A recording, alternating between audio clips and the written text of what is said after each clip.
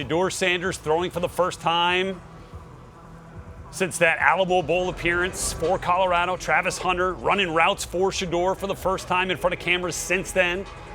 Didn't see either of these guys perform at the Combine or the Big 12 Pro Day, but we will see it today. Rhett Lewis, Bucky Brooks, Daniel Jeremiah, Brian Baldinger, and Steve Weich with us on the field. We'll get to them here shortly as well. Bucky, I'm pretty excited. I mean, look, seeing Shedeur is going to be awesome, but the fact that we're going to see Travis Hunter catch some of these passes from Shedeur, something we weren't sure was going to happen, this is a pretty big deal. Yeah, it's a big deal because Travis Hunter, like I'm still trying to wrap my brain around him being a wide receiver or a defensive back. To see him maybe go through the workout twice where we get a chance to see him run routes and do all that other stuff. And then if he elects to do anything on defense, that's fantastic. But it's rare in today's time that we're going to see an elite prospect go through the drills and give us everything that we want to see. You know, my first takeaway, guys, watching this is Travis Hunter and Shedeur look like they both put on good weight since the season ended. I mean, that was a topic of conversation with Shedeur in the spring weighing under 200 pounds. I mean, he's thick. You can see his lower body buck. He's got a nice firm base. He looks like he's thicker through the chest and the shoulders. And Travis Hunter, he looks like he's carrying some good extra weight as well. So that's a good sign. It's a really good sign. You know, in talking to Coach Prime at Big 12 Pro Day, one of the things that he talked about with Travis is just, look, he doesn't have many hobbies outside of playing ball and fishing. This is what he does. And so to see him really change his body over the 2 to 3 months that he's disappeared, to me suggests that his work ethic is exactly what we want it to be. Well, for Travis Hunter, that line's not going to sit in the water very long when we get to Green Bay on Thursday night, April 24th, right here on NFL Network. His name will be called early and often. Not often, once. It'll be called once, but it will be called early. As for Shedeur Sanders, I think that, you know, if it's not one of the first 3 picks, that sort of becomes the question of the draft. Brian Baldinger with us now from Boulder, watching this warm-up here as we get set to see Shedeur's throwing script, which includes Travis Hunter on a number of routes here. Baldy, set the scene for us. Well, the entire league is here. I just got done talking to Jimmy Haslam of the Cleveland Browns, Kevin Stefanski from the Browns. If we believe that maybe Cam Ward is going number 1, the draft starts at number 2, right? And so here's Cleveland, well represented, watching both Shedeur and Travis Hunter, and equally watching both in their skill sets. And one thing you notice about Shedeur when you meet him, he's bigger and thicker than you think physically. He's put together pretty good.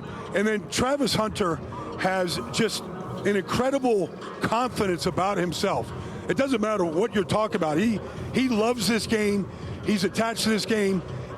His play over the last 3 years at Jackson State and then Colorado, any ball that's in the air, it's his ball. Like, I don't know if there's a more aggressive a guy going after football than Travis Hunter. We're going to get a chance to see a lot of that here today. I've talked to Shedeur's coach. It's the same coach that's coaching Cam Ward. They're working off a script here today. We'll know the script, all the routes. We know all the receivers. He is extremely focused right now and intent. And really, the crowd is just beginning to build as we get ready to start this throwing session. But there is a real palpable buzz inside this center right now, getting ready for this show. Yeah, no question. We're also going to see Jimmy Horn. We'll see Will Shepard and LeJontay Wester, all receivers for Colorado and for Shedeur Sanders these last couple of seasons. So in addition to Travis Hunter, we'll have a nice quartet of wideouts. And here we go. Shedeur getting things started here. By the way, that from what we understand, that's the first time that Deion Sanders had met Jimmy Haslam. And we're seeing them kind of interact there. So the Browns contingent out in full force to watch this kind of talent on display here in Boulder. And, you know, Baldy brought up the point that Shedeur's QB trainer also working with Cam Ward. And look, if we're talking about these 2 guys as the top quarterbacks, one area, Bucky, you and DJ differ on, you know, the top quarterback. Bucky's got Shedeur up there. DJ, you've got Cam up there. I'll start with you, DJ. When you look at those 2 together, what are the biggest differences that kind of stand out between the 2? The way I kind of lean towards Cam is just because I think he's got a little more in his body. He's got a little more twitch. He's got a little more life in the ball. He's got a little more life in his legs. I just think he's just a more talented thrower of the football. Now, being a great thrower doesn't make you a great quarterback, and I think Shedeur, playing when his ability to play on time, when he is playing on time, he can be efficient and accurate and can be successful in his brand of football. They're different stylistically. They might have the same trainer, Buck, but they play the game drastically different. And I think, look, I agree with DJ's assessment in terms of the tools and the talent. Yes. Cam Ward has more tools, and he certainly is more talented. My assessment on them was based on how I believe they played and how I believe their games translate to the league. To me, I feel like Shedeur Sanders' game is more of a pro-ready, polished games in terms of, hey, we're going to play on the script and not deviate from how the coach wants to play it. Now, the NFL has shifted. In the past, Shedeur would be more like the prototype, but now that Cam Ward, that is more the prototype where we've seen guys really gamble on players with tremendous talent at the position. I feel strongly about Shedeur Sanders being able to play on script, which is why I have him over Cam Ward. Yeah, I mean, look, when he's, in terms of him being a pure passer, you can see it certainly at times, and throughout these last couple of years at Colorado. When he does have to get out there and throw on the run and can get around the edge there, and I mean, he's got some accuracy, especially moving out to his right. But I mean, the toughness. He's been sacked more than any quarterback in college football the last 2 years. How has that, DJ, in your opinion, kind of affected what we see from him on tape and the way he plays the game? Well, it's tough. You won't see more run-throughs, like clean run-throughs, when you've got a team that's bringing 4 and you've got 5, sometimes 6 blockers, and they get untouched, clean run-throughs at him, where you don't really have much option. There's not much you can do there. So that's a challenge when you're evaluating him. You see a lot of quick game, the ball come out early. You'll see tunnel screens, hitches, just getting the ball out to the flat, getting it out right away. So those things, and that's, the completion percentage is a combination of a lot of shorter throws. He takes sacks instead of some throwaways at times, which you'd like to see him maybe throw the ball away and dirt it and save some field position. But he is very, very accurate. Today on this workout, Buck, I'm looking at 2 things. I want to see the crispness in his feet. He has a tendency to drift a little bit at times and can float a little bit in the pocket. Let's be real firm and real crisp in our setup. And then these touch throws, these over-the-top throws, no questions whatsoever. I want to see him power the ball a little bit on some of these deep outs, in cuts, what have you. Look, I would say that he has developed some bad habits. Some of that is due to the offensive line, but a lot of that is on him. Being able to stay in the pocket. We were looking at tape before we came out here, and we were looking at him naturally just drift out of the pocket in a clean pocket. Some of the things that Shedeur Sanders will have to do to succeed at a high level, at the next level, will be, can he display the discipline and the patience that you need to as a pocket passer? Can he trust the protection and trust his wide receivers to hang in there and deliver the ball on time? Yeah, you can certainly see those as looks like they're kind of getting ready for the actual scripted portion of this workout right now, huddling up. I also, like the college football enthusiast and the sentimentalist in me, is like, I love this opportunity to kind of throw with your guys one more time, right? I know that doesn't mean a whole lot in the landscape of NFL evaluation, but for these guys, it'll be the last time all 5 of them are together in terms of, Shedeur and the 4 receivers. And then, that's kind of a cool way to kind of put an end to your time here at CU, which, look, let's make no mistake. I mean, like, the Mile High mystique has captivated college football here these last 2 years, and now we're going to see that. It's funny you talk about captivating the mystique the last 2 years. I would say it even goes beyond that.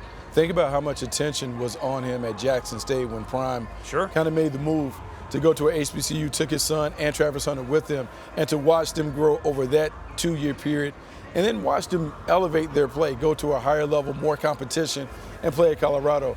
There are a lot of things alike, and the same things that we utter about Cam Ward, being able to see how he handled every adjustment when you go up in levels, we've been able to see and assess the same things with Shedeur. Well, one thing I know, that can be a challenge for guys making the leap from the college level to the NFL level, depending on where you played your college ball.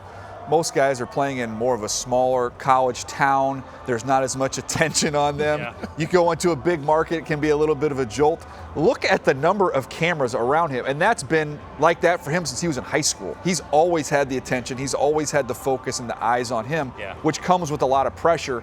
That's going to be old hat for him. Well, and in the words of Deion Sanders, like, I don't feel pressure, I apply pressure, right? And it's certainly ready for the red light moment. You see that in his tape. Like, in some of those big-time moments, he has played big-time football. Yeah, look, I think it's really important. I wrote in a scouting report that I did on NFL.com about Shedeur. I don't know if there's ever been someone that's more ready to be a franchise quarterback than him. Just dealing with expectations and pressure that comes along with being Coach Prime's son, a Hall of Famer. There was a lot of light bulbs always around. Really intriguing to see how he handled it his 4 years in college and how he'll handle it when he gets to the pros. Back to the draft. Colorado Showcase presented by Harbor Freight, kicking off right here with Shedeur Sanders throwing session. Rhett Lewis, Daniel Jeremiah, Bucky Brooks here with you from our NFL Network studios. Brian Baldinger, Steve Weich down on the field. You're going to hear from Shedeur. You're going to hear from Coach Prime coming up over the course of the next couple of hours here on NFL Network. And we're going to get to see these guys throw it around. Again, for Shedeur, didn't see it at the Big 12 Conference Pro Day, didn't see him throw at the Combine. This will be the first time this calendar year that he's really thrown in front of cameras. One thing I can guarantee you about this pro day, Travis Hunter's not going to get tired. Okay, I'll make that. I'll make that prediction. We've seen some guys get a little gassed out on these pro days. True. He'll be okay. Yeah. One thing to look for in talking to Shedeur, he was not concerned, but he spent a lot of time preparing for throwing a different ball. The college ball and the pro ball, he talked about just the different feel. Sure. It'll be interesting to see if it has any impact on the way that he throws the ball all over the yard today. He's enjoying it too. You can see him smiling here. Love that part of it. He is a pure motion too. Like, it is a very smooth motion when he throws the ball. And they're going to start out with a lot of underneath stuff, just kind of getting the flow and kind of ease their way into this workout. But getting him on the move, you can already see there's a little bit of a pace to this thing with a full cadence.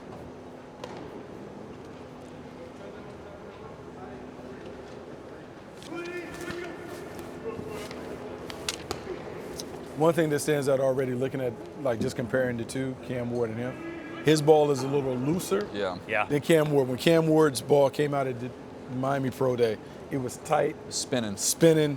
Velocity's a little different. This has a little wobble, a little tail to it. And we're going to work our way up. What was the number? We were at like 60-something throws? I mean, it was initially going to be sub 60, but then once, Travis Hunter joined the fray, I think it got up over 60 throws. So it's a good 30-plus minutes worth of throws here for Shedeur Sanders. There's that smile. We had a chance to talk to him and talk to Coach Prime, at the Big 12 Pro Day, which we had here on NFL Network as well. And again, it's just every interaction you feel like the moment is never too big. And these are those types of moments that he could certainly thrive in.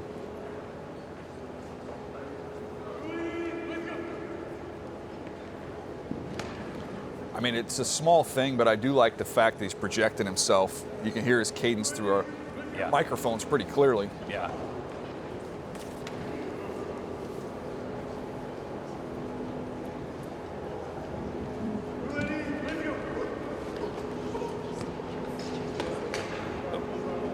Look, in a pro day setting, ball shouldn't hit the ground, right? I mean, these those routes on air. This is what we should be. These are the types of things that you want to see from a pro day. Clean, crisp. There's good feet. Again, I want to see the feet be a little bit firm, be a little crisp, and your footwork so far so good there. And then we'll get a chance to see it, Buck. I just want to see him get outside the numbers a little bit, and let's drive the football. Well, I mean, I think that's the big thing, because a lot of the comparisons between him and QB1, Cam Ward, is going to be about the arm talent and the arm strength. What he needs to do, Shedeur, he has to dispel some of the notion that he's a small, noodle arm quarterback, because that's some of the buzz that has been going on. There's a great that was Travis. That's a Travis route, a 7-on-7 route. Yeah. I've seen that on YouTube before. And that's the other thing with Travis Hunter. I mean, his ball skills, whether he's playing offense or defense, just incredible. Which, by the way, it does feel like he wants to play offense. Yes. If given the choice between the two. You think? Yeah. I'm going to run routes. He didn't say anything about it. I don't know if he's doing any drills. I don't think so. Yeah. Somebody showed him. Somebody got to him and showed him the numbers there, the contract numbers. Now, it's funny. Let's look at these franchise numbers real quick for corners. What did Jamar Chase just get? Yeah. Now, it's funny. Coach Prime said privately, he said that if you gave Travis Hunter the choice to go to either of the rooms, he is going to make his way to the wide receiver room. I think that is really kind of played out, particularly today that he elected to run routes as opposed to doing anything else. Is Travis Hunter's got no gloves on too, but No, I didn't see that either. I mean, that's old school. That's Red Lewis type of Let's approach, go. right? Like, I got to feel the ball. Feel the stick. like to me, I know at a lot of these pro days you'll see where they're going to show off a lot of the movement and let's get rolling right, rolling left, squaring your shoulders. I've seen Shedeur do a lot of those things. Again, this is a smart way to approach it, in my opinion. Let's just take a firm 5, a firm 7. Let's get the ball out, one hitch, and roll. I'm a believer in your pro day, man. Play to your strengths. And so it's no need for him to go out there and act all crazy and get willy-nilly outside the pocket. The strength of his game is playing inside the pocket. He needs to show people, impress people in that regard. Ball just a little bit down. Look at Hunter here. Travis does a great job of always framing the ball, too. Yeah. I mean, he gets down, he bends his knees, gets down so he can frame it up properly. That's why he doesn't drop the football. I mean, he has elite ball skills. I mean, whatever position we're talking about, like his ball skills, his hand-eye coordination is exceptional. And for a guy who's, splitting his time, right? Spending time, working defense in the defensive meeting rooms, and then, to come out and, kind of looking at his route technique and the way that he's been working on that part of the craft, I think is something that's kind of interesting to follow here too, because he can win on athleticism in a lot of different ways, and you saw that on tape a bunch. That would be the thing to consider when we're talking about Travis Hunter at wide receiver. To me, it may be a bit of a learning curve when it comes to route running and doing some of those things, but he is so talented and so gifted. It shouldn't take long for him to be able to make impact plays. The ball is a little bit loose. It's got a little tail to it today. Nice ball there. Firm over the middle.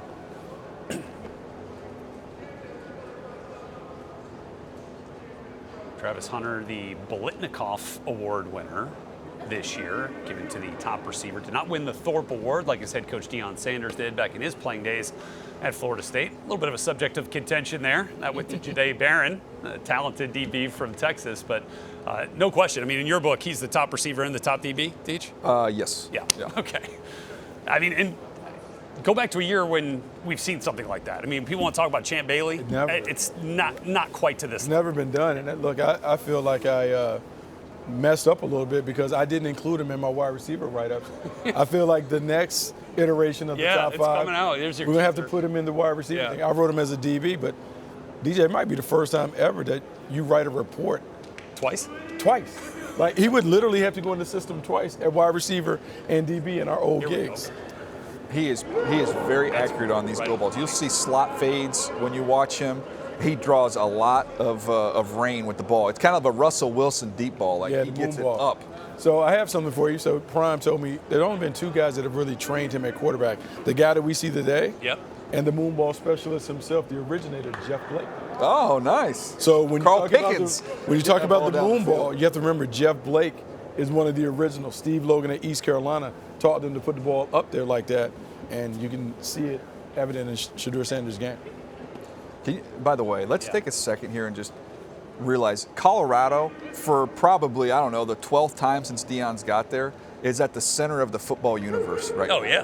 This program was irrelevant. You couldn't be any more irrelevant than this program was. And all eyes are on Boulder. That's what I was saying. I mean, like, it is transformative success. I mean, it is bottom of the barrel to bowl game, and now beyond. Let's see where it goes from here. Even when they weren't, even early on when they won some early and then were losing in that first year, you can't take your eyes off them. No. It's fun to watch. It's an excitement and enthusiasm that's surrounding the program. So it's been a miraculous turnaround there.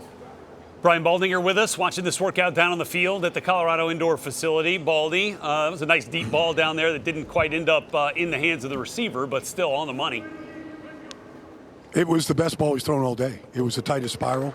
Will Leonard reached out for it just a little long. It's the only incompletion so far. One thing that Shedeur has said to his coach Jay over here from Select Sports is he wants tempo. He wants to get into a rhythm. And so here he is just moving to his left. You're right, the ball does get away from him a little bit. It does wobble. He's got a little bit of that to his ball. But here's Travis Hunter right here as coming from the tight slot right now. Yeah, we're just showing that deep ball you were release talking right about, here. Baldy. But That dig. Yeah. There's Travis. That was the best ball he threw. That was the tightest spiral right there. He's been working a little bit under center, some under center, some 6-step drop. Here he is under center right now. They've got a running back here in place just for play action right here, so you'll see a little bit of that right now. Little fake right there, step and throw. Pretty good right there. There you go. Baldy, what's the difference having been on the field with Cam's of just life on the football? Yeah, there's a difference, DJ. It's not quite as tight as Cam's, and it doesn't come out quite as hot, I would say. And I thought Cam was just pinpoint outside of a couple throws that got away from him during that. So there's a little bit of a difference, but I would say that the command that Shedeur has out here is just the same as Cam's. He's running the show right now. He's basically telling his coach what he wants, how he wants it. And I'm telling you, you can almost hear a pin drop in here. I mean, everybody's eyes are on basically Shedeur and Travis every time he's up. I mean, it's a different feel watching this here right now. I mean, even the clapping after the completions feels a little bit different than it did in Miami 10 days ago. Coach Prime down there at the 12-yard line, center field, just watching this thing unfold.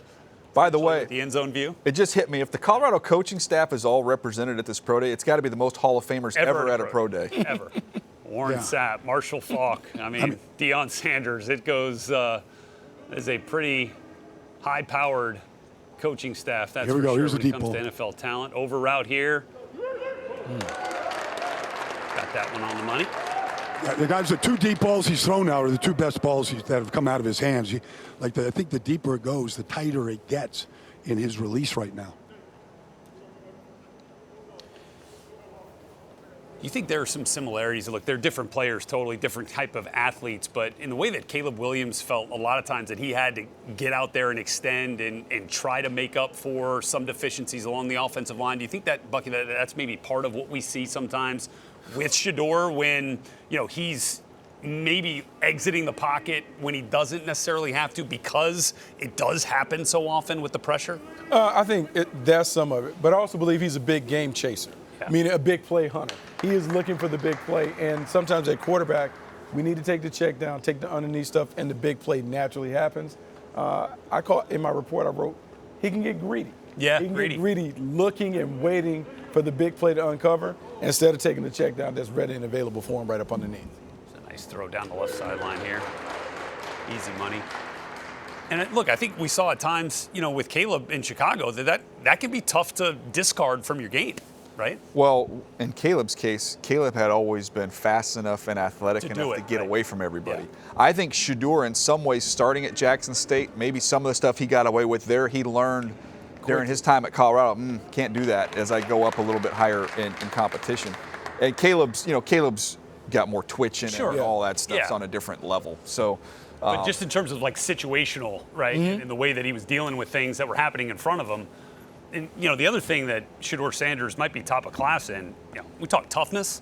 Again, you can't question that. We can have debates. We can have debates and compare quarterbacks, and you can talk about maybe this is at this level or that. There's no debate on this kid's toughness. He takes shots in the pocket. Yep, and took a shot down the field right there that was, again, right on the money. The deep balls have looked good thus far for Shedeur Sanders. And again, you talk about making plays in games where your team needs you to be big, right? To raise the level of play of the guys around you. Again, you go back to that Baylor game, scrambling out to his left on that Hail Mary. Ends up getting completed. They go ahead and win that game against Baylor in overtime. You talk about the 17-play, 80-yard, 8-minute drive against North Dakota State in the opener. That really could have changed the tenor of the season if you come up on the wrong side of that one. That throw and that catch by Travis Hunter, by the way, was incredible in the end zone. Contested catch. They've got big-time moments. I think he's at his best playing on time and being a point guard. Yes. You talk about some of the stuff where he's trying to create and scramble. That's not him. That's not what he does well. I don't think he's going to be able to do that at the next level. Right. I think he's going to be at his best. Back foot, ball gone. See it, click quickly, get it out.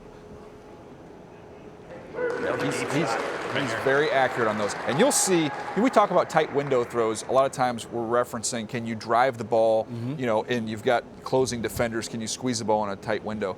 he completes a lot of tight window deep balls, like over the shoulder in very tight coverage where it's got to be a perfect teardrop there. Those are his best throws for me. Those are his best throws, and it's funny because it sounds like, how can it be a guy that is a touch, timing, and anticipation passer when we talk about him being late throwing the ball so much? But his game really is touch and timing. So often we see young quarterbacks in the NFL struggle because they wait for the receiver to uncover before they let it go. To me, Shedeur has a natural feel for the timing of the passing game, and that could help him maybe play better early in his NFL career. By the way, Travis Hunter's he's different. Baldy's there. I don't see a bead of sweat on his body as he's going through Baldy's, this entire he breathing workout. hard? Goodness gracious. No, he's smiling more than he's breathing. Like all he wants to do is run another deep route. Moves. It's unbelievable. He's got the body fat of a hummingbird, right? So like they don't have to worry about that. His feet move as fast as a hummingbird's wings too. Yes, he is so smooth. There's Shedeur. Again, nice out route there. And again, if you're looking back if you watched Colorado and you really sat there and watched Shedeur Sanders, so much of the way that he got rid of the football was, again, on the move, getting out of there, trying to get away from pressure. This workout has been more of what you really want to see from him. Yeah. Mm-hmm. Well, it's really, there's two kinds of throws in that offense where it's somewhat predetermined before the snap, the ball's out quick. Yeah. And then it's, okay, we're going to go more down the field. Well, you got to kind of buy some time, move around, and try and create a little bit. Yeah, and if we're looking at this, obviously Pat Shermer, offensive coordinator there, but they certainly run some college-type concepts, right, where there's a lot of space to work the field. So if you're looking at where this skill set kind of translates and the type of teams and the type of systems that might favor a quarterback like Shedeur Sanders, is there anything that immediately comes to mind to you on that one, Buck? So the connection with Cleveland was always interesting to me just because of the Pat Shermer, Kevin Stefanski connection. Kevin Stefanski being the quarterback coach in Minnesota when Pat Shermer was the offensive coordinator. But in a perfect world, if we didn't have to worry about draft position, I would love to see Shedeur Sanders in LA working with Sean McVay. I think that style of offense, the way that they go about setting it up, works. And also, there's a loose comparison that I have with Shedeur Sanders and Jared Goff in terms of style of play and how they have to derive their success. To me, Sean McVay would be the perfect coach for Shedeur Sanders, even though we're talking about being picked in the 20s. If we're talking about perfect fit, scheme matches his game, that would be LA. And I like the fact that he's throwing indoors right now. So when I look at him as someone who I don't think is going to overpower the football, sometimes you got to look at where you're going to be playing your games, and you start looking at teams in Las Vegas and teams in New Orleans picking 6 and 9, and you could say, okay, I could see that being a nice fit for him. Technically, the Browns are likely to have an indoor stadium eventually. That's right. But I think that's important. And also, let's talk about the quarterbacks. Yeah, the quarterbacks that play in the AFC North tend to have stronger arms because you got to deal with the conditions.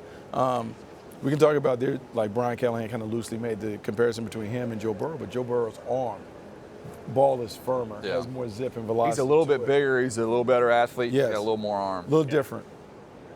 In terms of processing, is there something you can tell on tape for the way that he sees the game, Deej? I get asked a lot about processing with quarterbacks in college, and I got to just be totally honest with you. None of these guys have to go deep in progressions. They just don't. But in terms of projecting, where it could be, I mean, like we saw with Burrow, right? Yeah. That you knew that was going to be Burrow, you know why? Because they went empty, and you could see him go 1, 2, 3, bang, boom, bang. and it was gone. Like that was his. That was nice. unique. Oh, that's a good ball right there. Good ball, right on time. Probably should have been caught. But it's hard. That's why, and we noted that. I think to me, Burrow and I would say Tua, probably two of the best processors that we've seen over the last decade of guys you could see, even though it's still a lot of college-ness to it in terms of the offense, you could see 1, 2, 3 gone. Most of these guys, Buck, it's a lot of predetermined stuff. It's schemed winners, as you like to call them, where offensive coordinator's drawing it up and you know where you're going. You just don't see as much of it. You don't see as much of it. And honestly, that was the best throw right there. Oh, okay. Is that Horn? Is that Jimmy Horn? I think that's Horn. It's funny. So going back to the point that we're talking about with Sean McVay and that offense and that type of offense where you talk about scripting the winners, his style of play works well when you have the power of the pen, meaning you have a great play designer that can create things, he can see it. I don't know if you're not going to get a lot of the creative off-script plays. It's going to be really important that the team that he lands with, man, the offensive coordinator has to be a wizard when it comes to drawing up the X's and O's. Replay here for you. That one nearly tickled the rafters. Yeah, he does. He puts a lot of air under it, but it allows you to run through it. Baldy, what do you got for us? Well, I was just going back to the offensive philosophy that you guys were talking about and talking to Pat Shurmur. He basically installed Chip Kelly's offense when he came out of Oregon and the things he did in Philadelphia when he first came. And so he's got inside receivers, outside receivers. It was all geared to playing fast. And so when you talk about a lot of the protection breakdowns, they didn't have 21 personnel. They didn't have play action passes. It was, teams were blitz zeroing him where they were sending free hitters at him, and he just had to get the ball out of his hands. And to your point, DJ, there wasn't time to process in this offense. It was point and shoot. But the one thing that I have seen here today, and what showed up in the 2 years here at Colorado, guys, is his deep ball accuracy is as good as anybody's. It's his best throw that he's made all day is the deep shots. The ball comes out tight. He's got a good arc on the ball, and he never misses. If he does miss, he's not missing by more than a foot or two. I think the deeper the ball, the better the ball right now. Baldy, how does the deep ball, because I mentioned Russell Wilson, that was the first one that came to me. Just from a deep ball perspective, what's your comparison? Seeing it live, I know you've seen Russ in person a bunch. Very similar, very similar. That was what Russell's game was when he first came in, and how tight it was, and the arc that he had on it, and just the location of the ball. It showed up throughout the 2 years here at Colorado for Shedeur, and it's shown up here today, whether he's throwing it to Will Leonard or Travis Hunter right now, or to Jimmy Horn, whoever it is. The ball is right on the money, and it has just this beautiful arc to it. You talked about making it rain a little bit, DJ, earlier, and that's exactly what it does. I mean, it's just a really, really pretty ball, and the tightest spot. When he throws the out routes on timing right now, where he's trying to get the ball out of his hands before the break, the ball gets away from him a little bit. But the deep balls down the field right now, that looks like a real NFL throw. Yeah, no question. That's been a strength of this workout. Again, great placement there from Shedeur. Looks like that indoor might not be a full 100. No. There's a track in the back, but that would have been in the end zone. The pylon, right, and those things right around the oval. Yeah. Well, this is also, an example of why you do a private workout. You're a team that's looking to take a quarterback in the first round.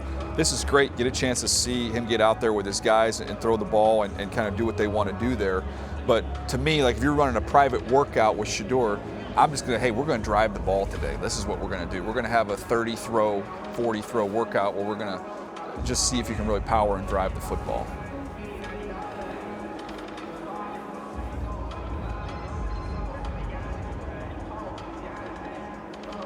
It's a balance on these pro days between wanting to accentuate the things you've done really well, while maybe also answer some of the lingering questions that are out there. It's funny because you have to make that you got to make a decision. How do you want to approach it if you are a prospect like Sanders? You want to make sure that you play to your strengths.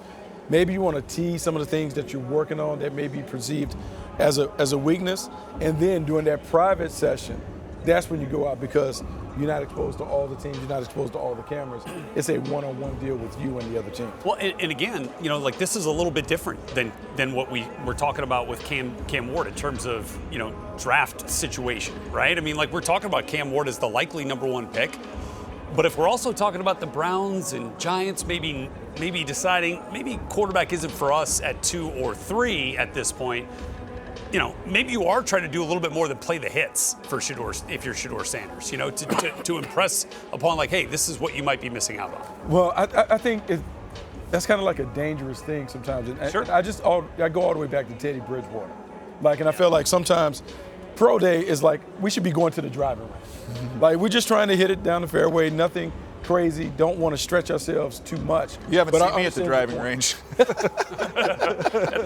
Coming out of my shoes at the driving range.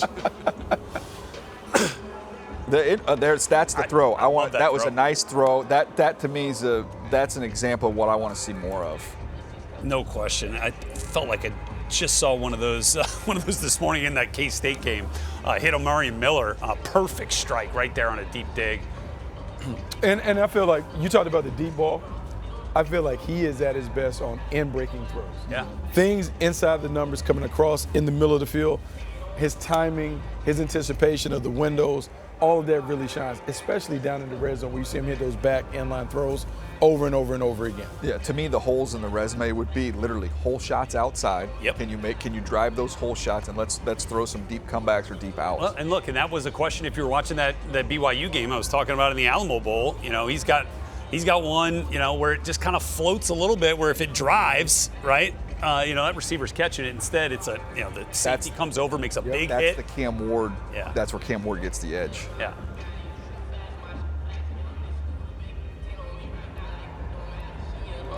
By the way, you know, it would be the greatest moment in pro day history, although I think Johnny Manziel, with a former president in full pads, is probably always going to live in infamy. But the greatest moment would be if Travis Hunter gets up to the front of the line and then just spins around and covers Jimmy Horn. I mean, that would be incredible. I'm in. That'd be incredible. We're talking about it for a decade. Yeah. Shoot, we're still talking about that. I thought you were about to say Manziel one was an all-timer. I thought you were going to say the greatest moment would be Travis Hunter gets in line, then all of a sudden Coach Prime comes out the cover. Oh, shoot, like, yeah, that would be something. No, Prime, we can't get out there. No, that'd be Boy, no T-step. We know that. No T-step. No T-step.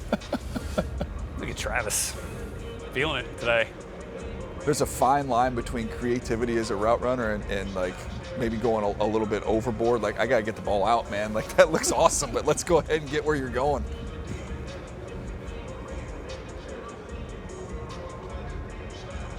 Other thing that's interesting about this pro day, guys, is we're talking about who's represented there, what teams are there. Yeah. And we're talking about teams in Cleveland and the Giants picking 2 and 3, but we don't know who they're focused on during the portion That's of this true. workout. Is it Travis or is it Shedeur? That's Certainly. the thing. There's Shiloh back there talking with Dad. Again, we talking about Shiloh as a part of this defensive back draft class as well. I thought these other, LeJontay Wester and Jimmy Horn have all done a real nice job as well. You saw Will Shepard at the East-West game as well. Yeah, had a really solid week of practice. Big body playmaker, guy that can go up and take it off the rim. You can just see how he expands the strike zone. And we always talk about building a basketball team. You can see the different styles of receivers that Colorado had at Shedeur Sanders' disposal, which helped them have a lot of success throwing the ball all over the yard.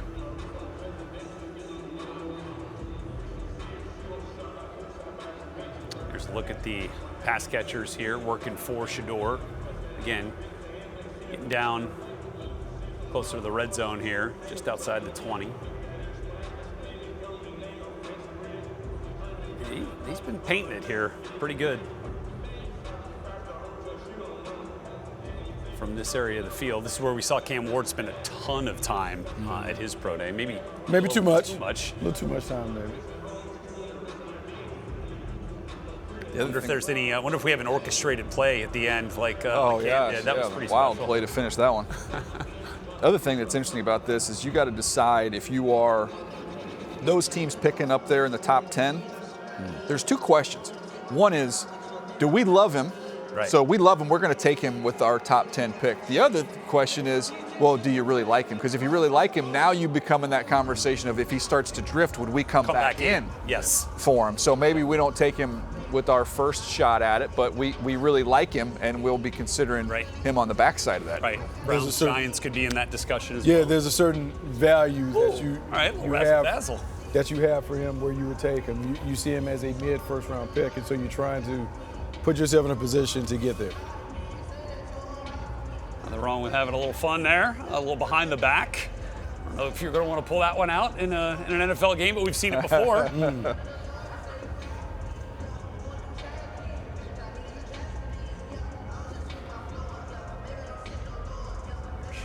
Shedeur, again, kind of moving off the spot, and then with an accurate ball over the middle.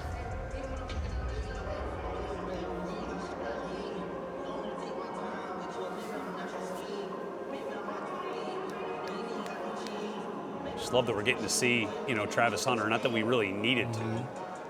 He's going to go way up at the top, one way or another. Think there's any way he gets out of the top 3 picks, guys? Travis Hunter? I think it'd be hard. It's going to depend on his teammate. That's right. That's kind of an interesting juxtaposition here, right? I think it's hard. If Shedeur goes, let's say 2 or 3, Abdul Carter, one of the other picks, then, does New England race up to the podium and get Travis Hunter at 4? You know what's funny is I was thinking of, okay, you take somebody else and then you come back in for him. A great example of that, the Baltimore Ravens took Hayden Hurst. Oh, yeah. Think about that. People forget about that. Hayden Hurst was first-round pick that year. Was their first-round pick at, 25, 26. Then they come back up to 32 to take Lamar Jackson. Yep. So it has been done. By the way, when Lamar Jackson got picked, who interviewed him right after that happened? Prime. That's interesting. That's interesting. Mm-hmm. That's when we first, we heard him say, "You're going to get a Super Bowl out of me," and they're still aiming for that accomplishment. Cut the but music getting there. close. Yeah. That's when you know you got the power in the building, when you can just wave your hand and the music cuts. Well, there's nothing that hand doesn't control there in Boulder, that's for sure. All right, it looks like they're going to work like a 2-minute drill type of scenario here. Again, another area, Buck, where if you turn on the tape, like you see him excel in those type of scenarios. Yeah, this pro day has been, or showcase, has been all about showing what Shedeur does really, really well. So much of the narrative around his game has been about the processing. Well, we see how people process and manage the game in those 2-minute situations. This will give evaluators a little reminder, a little tasty cake of what he's able to do when the game is on his shoulders. He's got some sweet cleats on too, by the way. Wow, Shocker. Yeah, those are. Yeah. Look good, feel good. Feel good, play good. Play good, Travis, you ever wear gloves? pay good. All right, Baldy. Looks like we're going to see a little kind of situational football here in a showcase scenario. Yeah. Well, Rhett, you mentioned some of the comebacks. That comeback against Baylor, that last throw with 2 seconds to go to Travis.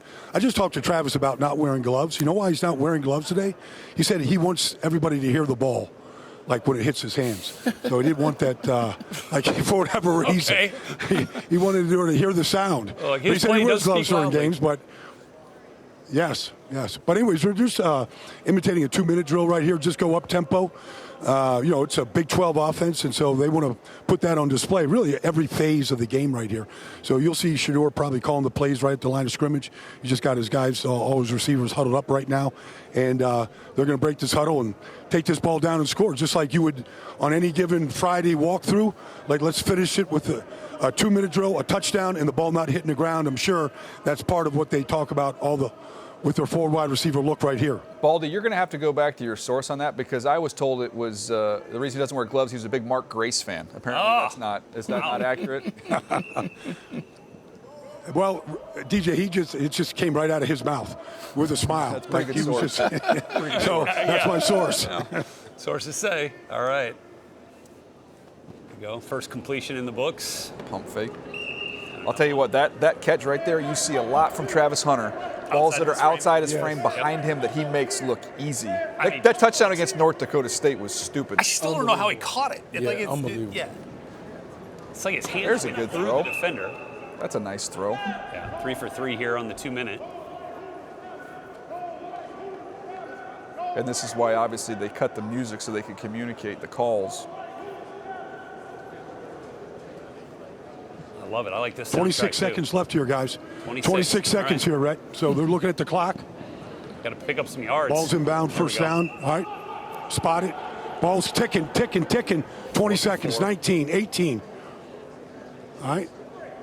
He's taking a shot to the end zone right here. They're clearing the end zone of media people right now. Get out of the end zone, Baldy. We run out of time. They kill it. All right.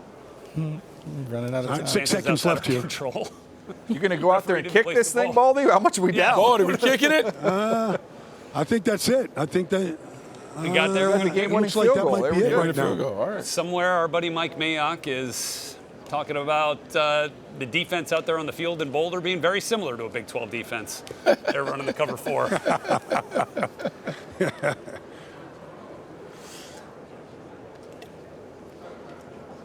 Oh.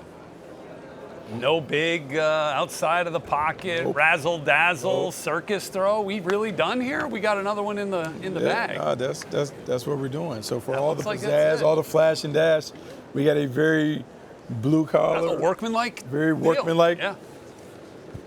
Showcase. You don't Travis Hunter's like, what time does this workout start?